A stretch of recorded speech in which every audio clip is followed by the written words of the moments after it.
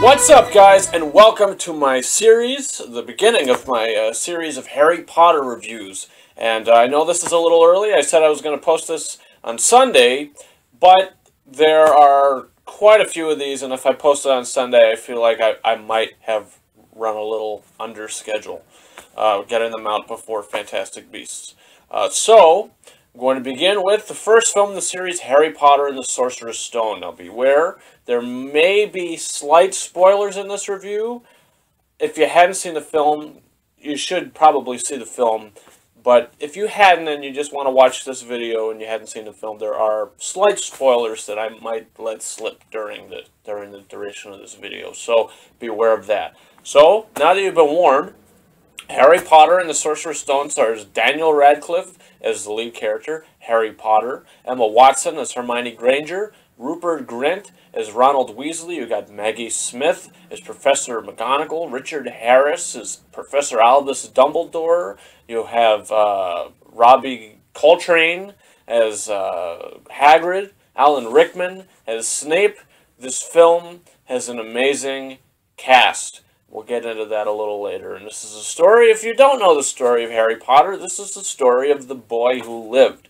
And at a very young age, when Harry was a baby, his parents were murdered by Lord Voldemort. Voldemort tried to kill Harry as well, but it didn't work. The curse rebounded. So Harry now has a lightning scar on his forehead. And Voldemort has then disappeared. So, this film picks up when Harry is 11. And we see in the first little prologue of the film how Dumbledore and McGonagall, they leave Harry at the doorstep of the Dursleys to keep him safe for now. You know, he has no family, he has no one left, so he needs to go to his aunt and uncle's house. And the film picks up 11 years later when Harry is living pretty much in a shoe cupboard of the Dursleys' house.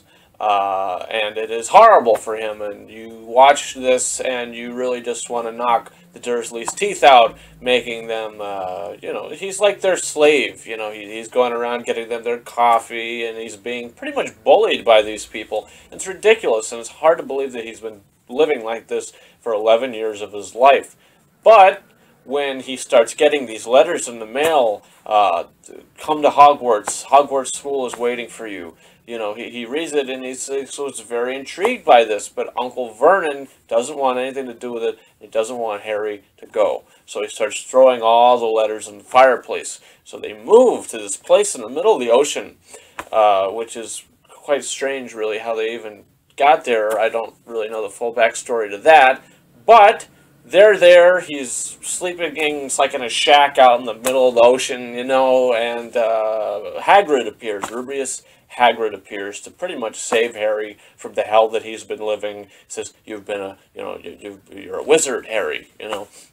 I'm a what? He says, and he says, "You're a wizard. You know, your parents were wizards, and now you are a wizard, and you need to come to Hogwarts and learn to you know, be a wizard."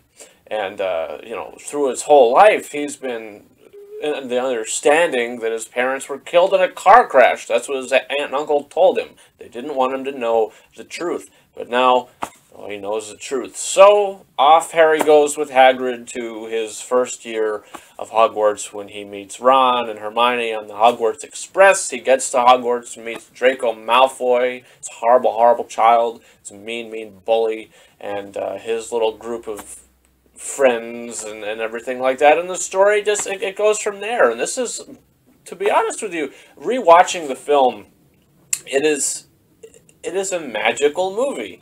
I mean, if that's cheesy or whatever, but it is. If you really think about it, it's a magical film. This first movie, the magic begins. You know, that was the tagline, and that's true. Because this movie is so special because it is the start of all of it. We do get to meet these characters for the first time, and the film was cast wonderfully. I wouldn't want to see any other actor play any of these characters because each one of them brings something to the table that's so unique.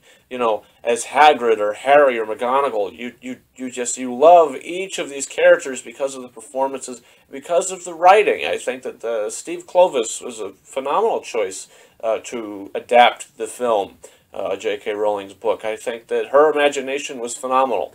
and you know, just the story and just the scope of the whole thing. I think Christopher Columbus did a great job directing the movie, and I think he did a great job introducing us to the world of Hogwarts and the Hogwarts Express, and you know, just the wizarding world in general, and Quidditch. It's just all these things are introduced.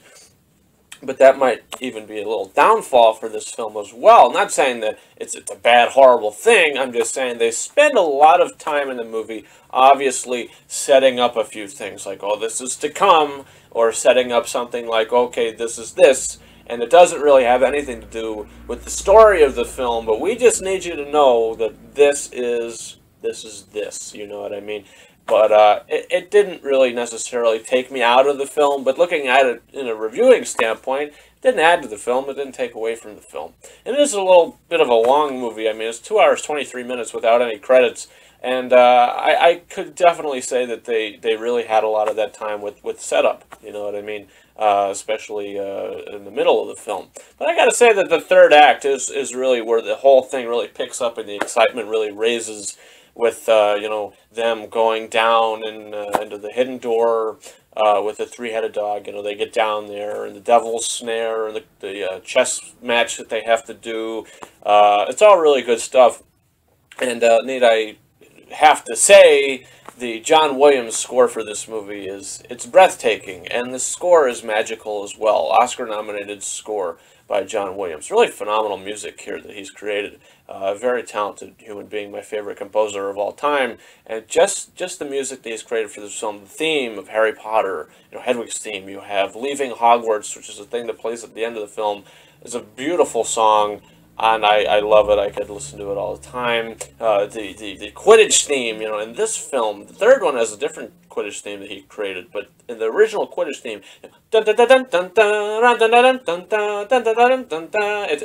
it's really great, uplifting stuff, you know, and it really adds to the movie. And I think if you had another composer, it might not have the same effect. And the effects don't really hold up to this day, you know, in 2016. I don't really think that the special effects hold up. I think it really just looks like a lot of kind of bad CGI in this film, especially in the Quidditch match. I know they tried, and they've all addressed in the special features that the effects weren't very good in the first movie, but it's true. You know, looking at it in that standpoint, they're not the greatest effects. But look, overall, I think that this was a phenomenal opening to the series. I think Chris Columbus was the guy to do it, and he did a good job. And phenomenal casting director. Whoever casted the film, the casting was great. I wouldn't have asked any better. John Williams' score is phenomenal.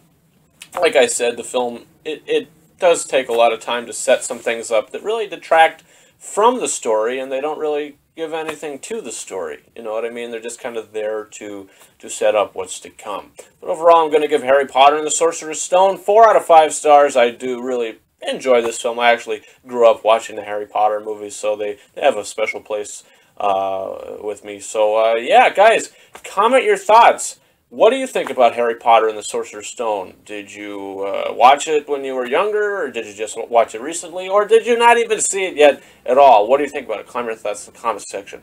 Also, you can also comment for, I have the digital copy code for Harry Potter and the Sorcerer's Stone. This is brand new. I just bought the special editions at Target, and I'm going to be giving away each of the film's codes. So the corresponding film, Sorcerer's Stone, I'm going to give the code away. So what I'm going to do is I'm going to ask you guys a question specifically for this movie. Answer it in the comment section. And also, if you win, or if I comment, tell you, because I really can't message you on YouTube. I've been trying and trying and trying, and I can't crack the code. I don't know if it's easy right in front of my face. I can't crack the code. I don't know how to do it. So in your comment, leave your answer.